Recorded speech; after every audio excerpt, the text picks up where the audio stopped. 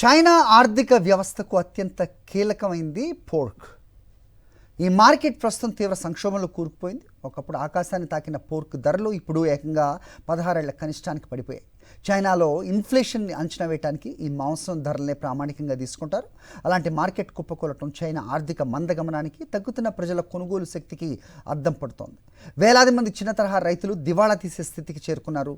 దీనికి సంబంధించిన పూర్తి డీటెయిల్స్ సాక్షి స్పెషల్ స్టోరీలో. ప్రపంచంలోనే అత్యధికంగా పంది మాంసాన్ని వినియోగించే చైనాలో ఇప్పుడు వింత పరిస్థితి ఏర్పడింది.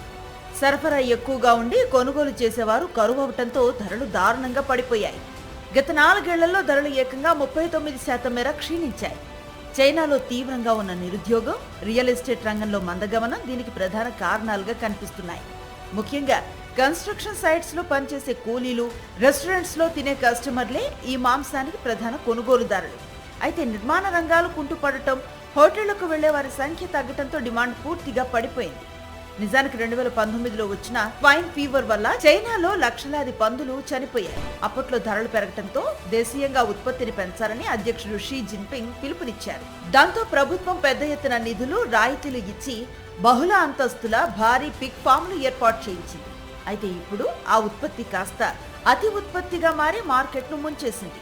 ప్రభుత్వం నుంచి భారీగా సబ్సిడీ రుణాలు పొందిన వెన్స్ ఫుడ్ సేఫ్టీ, దబేనాంగ్ వంటి చైనా అగ్రశ్రేణి కార్పొరేట్ కంపెనీల లాభాలు కూడా ఈ ఏడాది 40% వరకు పడిపోయాయంటే పరిస్థితి ఎంత ఘోరంగా ఉందో అర్థం చేసుకోవచ్చు. మరోవైపు దేశంలో నష్టాలను నివారించడానికి చైనా ప్రభుత్వం తన జాతీయ వ్యూహాత్మక నిల్వల కోసం అత్యవసరంగా మాంసాన్ని కొనుగోలు చేస్తోంది.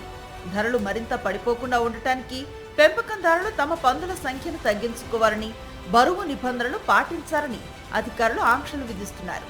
అయినప్పటికీ ప్రజల్లో కొనుగోలు శక్తి పెరగకపోతే ఈ ధరలు కోలుకోవడం కష్టమని ఆర్థిక నిపుణులు హెచ్చరిస్తున్నారు.